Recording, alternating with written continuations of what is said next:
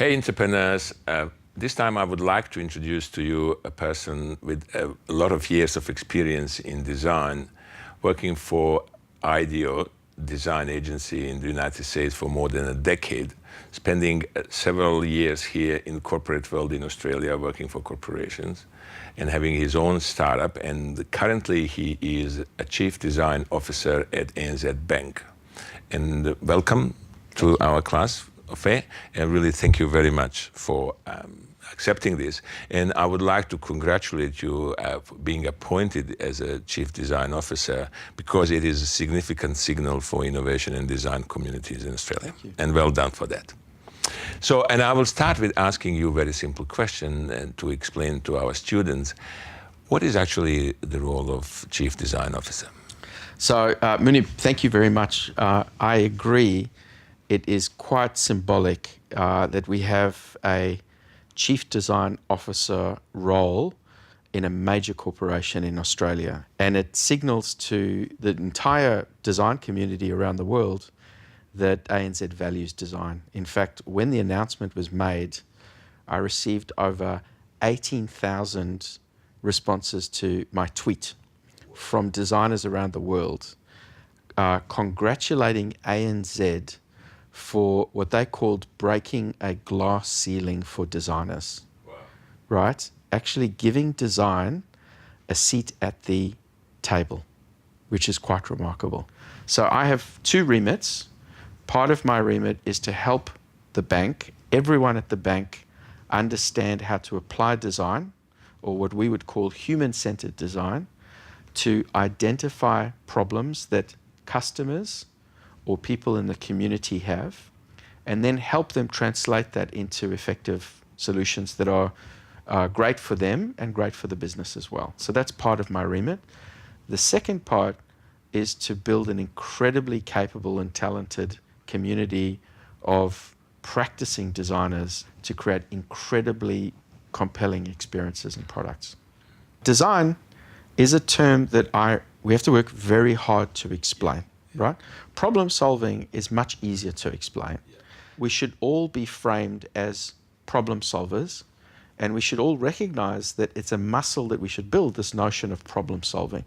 So what I'm doing is bringing design as a tool to solving problems, but our Chief Marketing Officer is doing the same with marketing, traditional corporate strategy, data, etc., etc. So the problem with the word innovation is it is so overused that it loses its meaning. So if we go back to the fundamentals of what we mean by innovation, I would say it would be doing something different that delivers value, right? So if we go back to doing something different, right, or we created something new, but not just new for the sake of new, it actually delivered value. And value could be anything from the smile on a customer's face to adding, fantastic incremental revenue to an organization, right? If we say that that is innovation, then how does human-centered design help? So let's start with the different. If you want to create something truly different, then you need to firstly understand the landscape, right? You need to understand the current state. You need to have a mechanism of identifying an opportunity. Human-centered design can do it through understanding people. The second component of that is once you've found an opportunity, you need to come up with a range of options and ideas. And so human-centered design equips people with a range of tools and techniques around generating ideas. Now, the next step is to figure out which option is actually worth pursuing.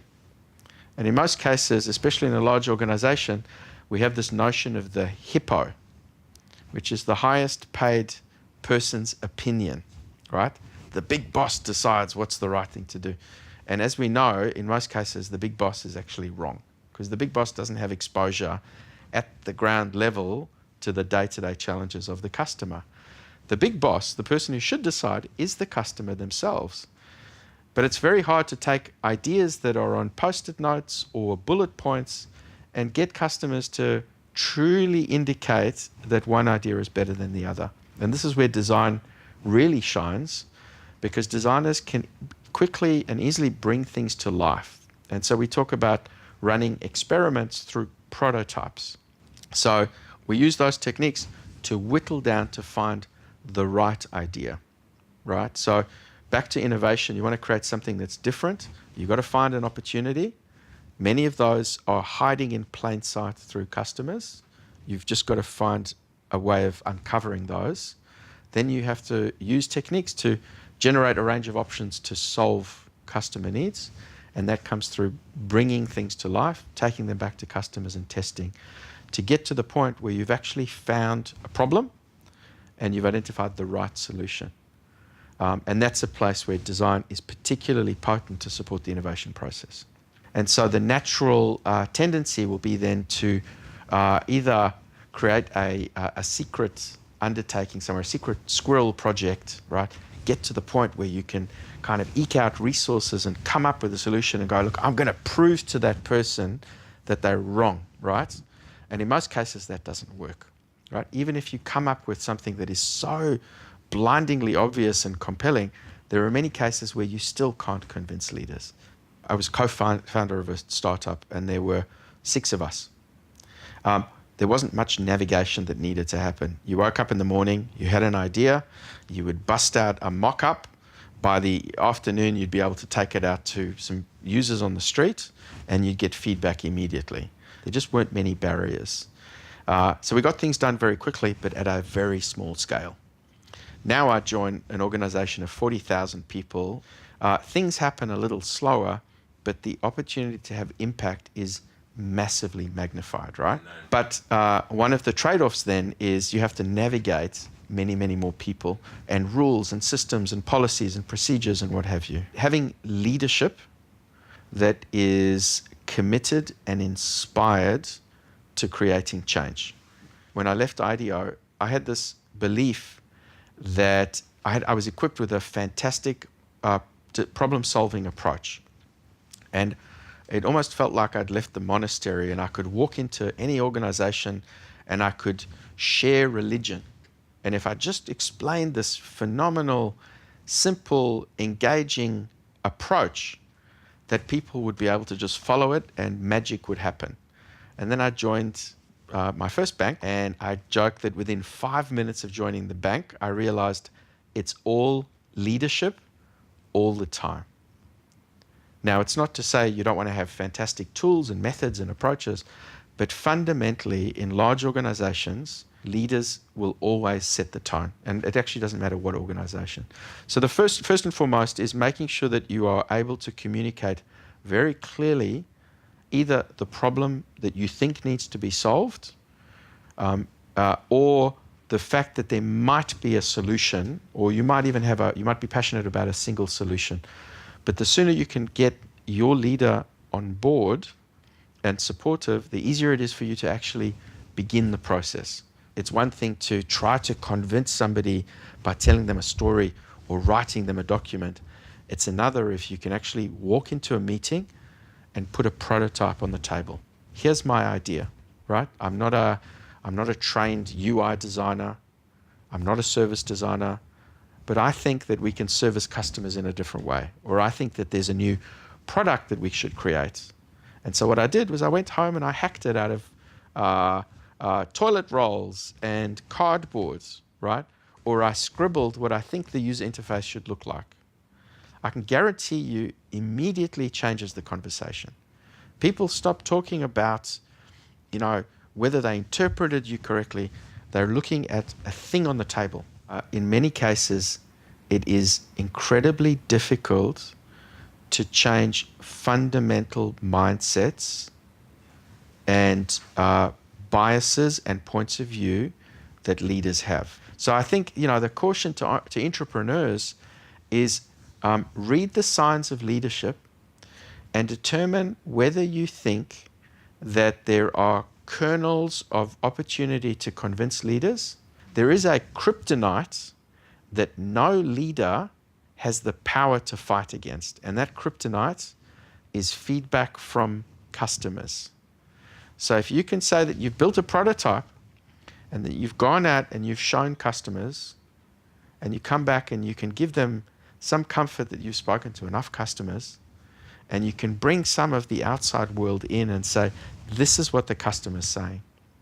I have never ever seen a leader in a large organization that has challenged that. So it's not the entire solution, but having leadership support is a massive enabler.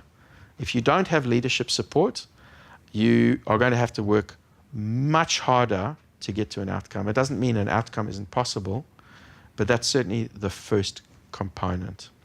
People join a large corporation and they very quickly assume that the company must be right.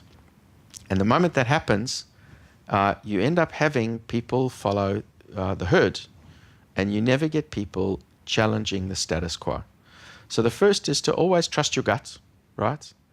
The second is to be humble and know that sometimes your gut is wrong.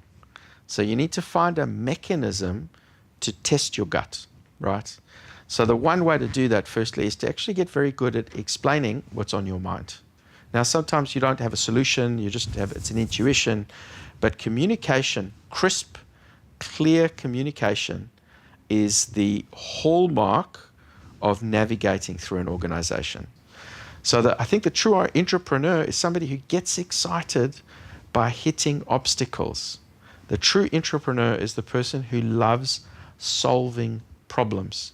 And the harder the problem and the more intractable the set of circumstances, bad stakeholders and crazy process and people who keep telling you it can't be done, the more they get excited and the more they want to solve the internal problem so that nobody else has to deal with that. But they need to keep their eye on the end game, which is actually fixing the internal stuff is just an enabler to actually getting stuff out the door. So this is now my probably 5th or 6th attempt at helping to embed a culture of innovation in companies. And I feel like I've got a lot of battle scars of not actually succeeding. We helped a particular GM of a division and they had some impact in part of a business, but I never really cracked changing a whole organization. I guess my point is it helps to go through many, many different experiences. All of those failures for me, which at the time were incredibly frustrating, I created a startup. I did it for 3 years. We built something. We had 20,000 users. We had some amazing tech. We had a bunch of patents, etc. And the thing fizzled at the end, right? And it was the best experience I ever had. And so I'd say, you're not going to get it right the first time. You're not going to get it right the 10th time. But you have to go through those experiences. And ideally, you do it across a range of different industries. And in some cases, inside big companies, and in other cases, in consultancies, you set up your own startup, right? It's all part of that learning experience. The only way I feel like that is because I've gone through problem solving again and again and again. Sometimes succeeded, sometimes failed. Sometimes the successes were really awesome, but they actually didn't have that much impact on people. Sometimes the failures were the things that actually were the most valuable for me. So that would be my advice to budding entrepreneurs is don't assume you're going to leave university, you're going to change the world straight away. You might be, the occasional Zuckerberg, and then good luck to you. Maybe give me a call if you do that. But in most cases, if you are really passionate, you'll get there at some point. It's those battle scars that actually make you effective.